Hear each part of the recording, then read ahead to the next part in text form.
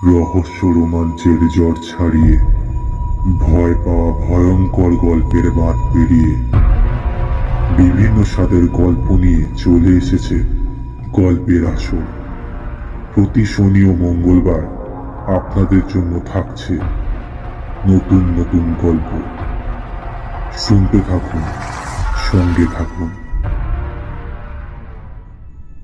আজকে আপনাদের জন্য অমর্ত্য শাহের লেখা সে কে ছিল গল্পটা মন দিয়ে শুনুন।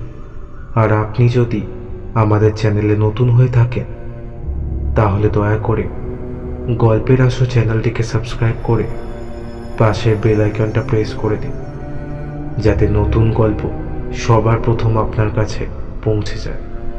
তাহলে বেশি কথা না বাড়িয়ে শুরু করছি আজকের রোমহর্ষক গল্প, সে কে ছিল।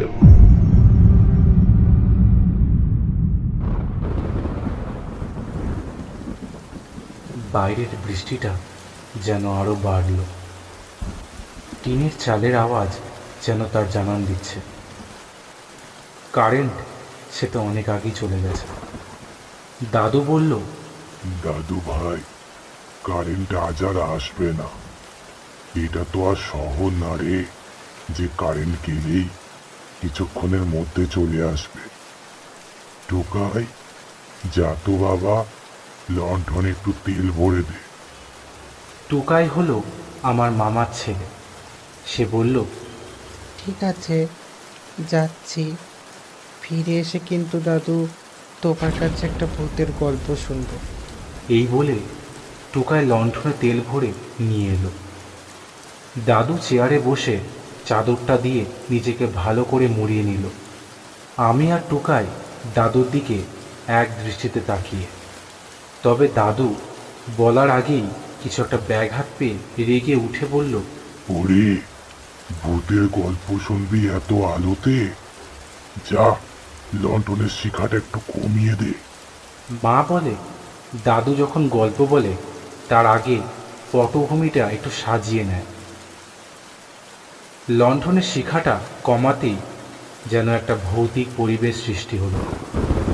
বাইরে মুষলধারে বৃষ্টি, টিনের চালে তার আওয়াজ, মাঝে মধ্যেই বিদ্যুৎ চমকাচ্ছে, আর তার কিছুক্ষণ পর মেঘ ডাকার শব্দ। মাঝে মাঝে এক রাস শীতল বায়ু জানলা দিয়ে এসে লণ্ঠনের শিখাটা একটু করে নাড়িয়ে দিয়ে যাচ্ছে। শোন টুকাই, এটা কোনো বানানো গল্প না, এটা আমার ছোটবেলার কথা।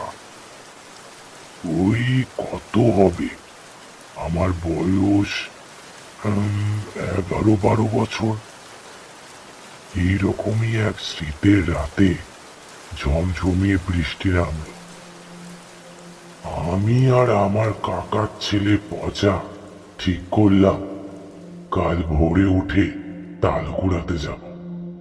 লণ্ঠনের আলোতে কুয়াশায় ঢাকা বৃষ্টিতে ভেজা কাঁচা রাস্তা কাদাতে পিছল কাটতে কাটতে পৌঁছালাম বাঁশবনের পাশে তাল বাগানে।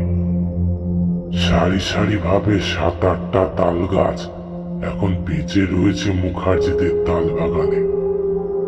পচা বলে উঠল, এখনো কেউ আসেনি রে ভোলা, অনেক তাল কুড়োনো যাবে।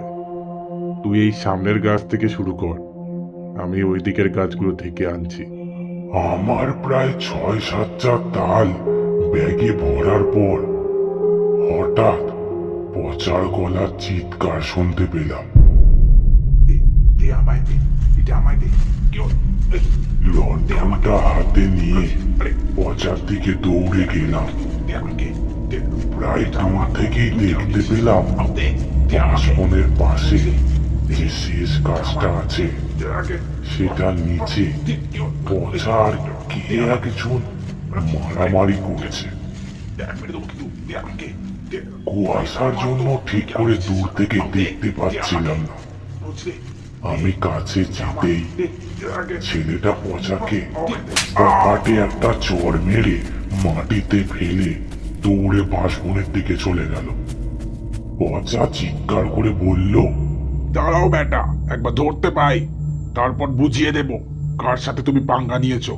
এই বলে দিলাম। পচা আর আমি তাল ভরা বস্তা নিয়ে বাড়ি পৌঁছালাম। কিছুক্ষণ পর সূর্য উঠল। পচা বলল, ভাই, শরীরে বড্ড যন্ত্রণা হচ্ছে। দুপুর হতে হতে পচার প্রচন্ড জ্বর এলো। কাকিমা মাথায় জলপট্টি দিয়েও জ্বর নামাতে পারল না। কাকু ডক্টরকে খবর দিল। বিকেলে ডক্টর এলো এবং কিছু ওষুধ দিয়ে চলে গেল। রাতে পচার জ্বর আরো বাড়ল।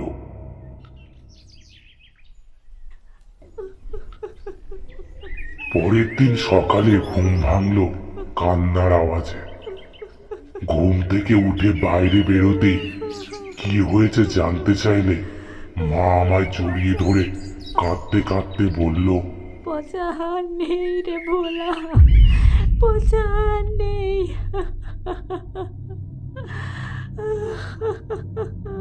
এটা শুনে আমি যেন কেমন হতবাক হয়ে গেলাম।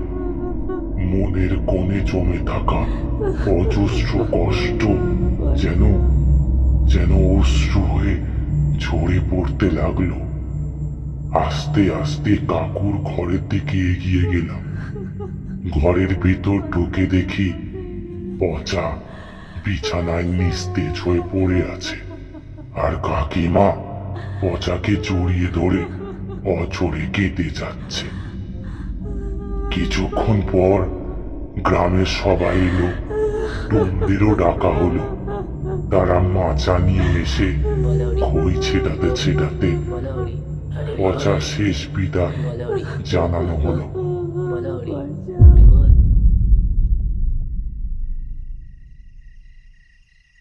পচার মারা যাওয়ার বেশ কিছুদিন হয়েছে। রাত্রিবেলা খাওয়া দাওয়া শেষ করে আমি আর কাকিমা শুয়ে আছি। কাকু নিজের ব্যবসার কাজে বাইরে গেছে। আমি প্রায় ঘুমিয়েই পড়েছিলাম। হঠাৎ করে ঘুমটা ভেঙে গেল কি একটা আওয়াজে। কাকিমাকে দেখতেই বুঝতে পারলাম কাকিমা কিছু একটা দেখে আতঙ্কিত হয়েছে।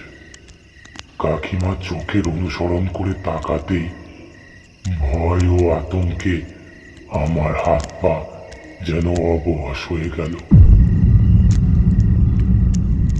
মনে হচ্ছে কোনো এক অজানা শক্তি তার মন্ত্র বলে আমাকে বেঁধে ফেলেছে।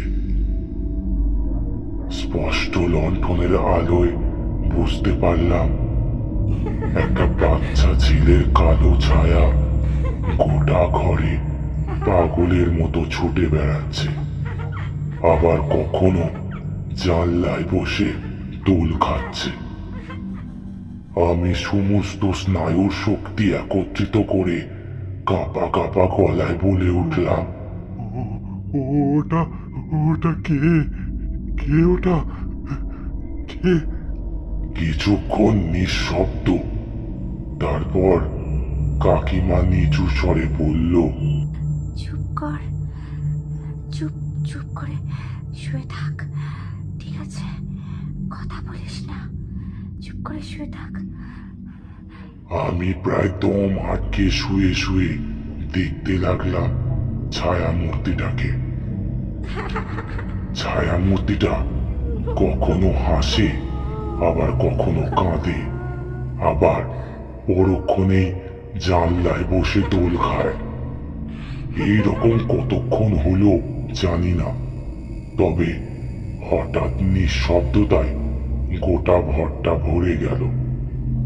আমি আস্তে আস্তে ঘরের চারিদিক চাইতে লাগলাম। দেখলাম ছায়ামূর্তিটা আর ঘরের মধ্যে কোথাও নেই। এতক্ষণ ভয়ে গলাটা শুকিয়ে কাঠ হয়ে গিয়েছিল। আমি হাঁপ ছেড়ে জলের গ্লাসটার দিকে হাত বাড়াতেই যাব, অমনি কিছু ঘরের বাইরের দরজাটার কাছে কিছু একটা ঘষার শব্দ পেলাম।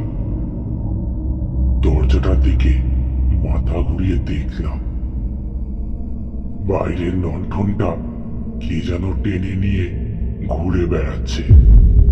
তারপর হঠাৎ লণ্ঠনের আলোটা নিভে গেল, আর সঙ্গে সঙ্গে গাঢ় অন্ধকার ঘরটাকে যেন গ্রাস করলো। এই গাঢ় অন্ধকারের চাপে আমার বুকে কেমন একটা অস্বস্তি বোধ হতে লাগলো। আস্তে আস্তে আমার চোখ বন্ধ হয়ে আসলো। তারপর আমি কিছু জানি না।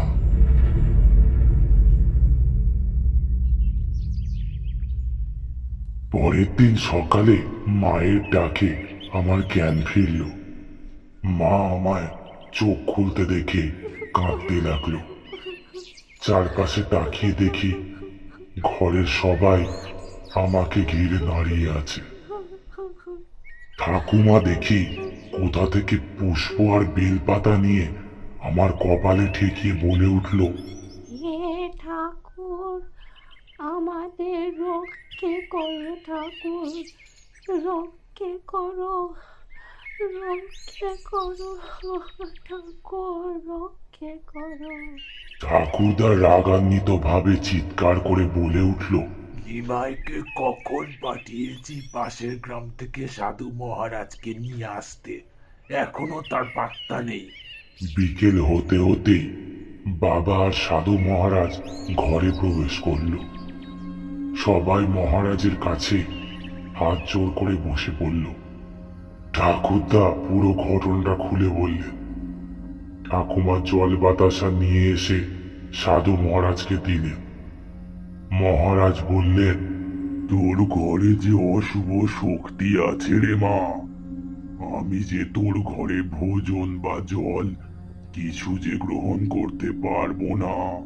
সাধু মহারাজ এইবার আসনে বসে চোখ বন্ধ করলেন। তারপর নিজের ঝুলি থেকে একটা বোতল বের করে হাতে একটু জল নিয়ে কি একটা নিজের মনে বিড় করে বলে চারিদিকে ছিটিয়ে দিতে লাগলো। তারপর ঠাকুমার দিকে তাকিয়ে বললেন, মা, তোর ঘরের কিছুটা স্থান আমি আমার শক্তি দিয়ে বেঁধে দিয়েছি। আজ রাতে এইটুকু স্থানের মধ্যে থাকলে তোদের কিছু ক্ষতি হবে না, তবে সেটা শুধু আজ রাত্রিটুকু। ঠাকুরদা বলল, এর কোনো প্রতিকার নেই বাবা। সাধু মহারাজ ঠাকুরদার দিকে তাকিয়ে বলে উঠল, আছে। জগা, এই গৃহ তুই ত্যাগ কর। এই গৃহ আর থাকার যোগ্য না। এই বলে সাধু মহারাজ ঘরের থেকে বেরিয়ে চলে গেল। বাবা ও মহারাজের পেছন পেছন গেল।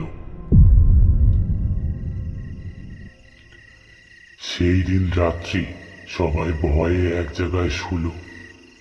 লণ্ঠনের শিখা আজ আর কমানো হলো না। সবাই নিঃশব্দে চারিদিকে তাকাচ্ছে। কেউই আতঙ্কে আজ ঘুমোতে পারছে না। অনেকক্ষণ কিছু না হয় আমার চোখটা একটু লেগে গিয়েছিল। হঠাৎ রান্নাঘরের ভিতর থেকে কিছু মাটিতে ছুঁড়ে ছুঁড়ে ফেলার আওয়াজ শুনতে পেলাম, কিন্তু কেউ উঠে যাওয়ার সাহস দেখালো না।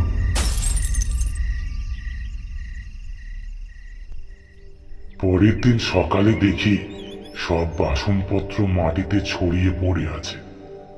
ঠাকুরদা বলল, এই বাড়ি আজই ছেড়ে দেব। তারপর কিছুদিন গ্রামের মণ্ডলদের বাড়িতে আশ্রয় নেওয়া হলো।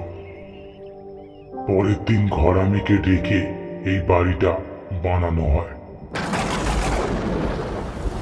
আমি বলে উঠলাম, ওই বাড়িটা এখন কোথায় আছে?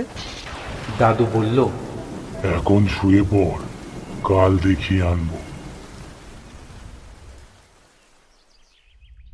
পরের দিন সকালে দাদু দেখিয়ে নিয়ে এলো ওই বাড়িটাকে। এখন ওটা দেখতে সত্যি একটা ভুতুড়ে বাড়ি বলে মনে হয়। অনেকটা জায়গা জুড়ে বাড়িটা তৈরি, চারিদিকে বড় বড় ঝোপঝাড়। বাড়িটার উপর একটা বড় বট গাছ জন্মেছে, তার থেকে বেরিয়ে আসা শেকড়গুলো নাগপাশের মতো জড়িয়ে রেখেছে বাড়িটাকে।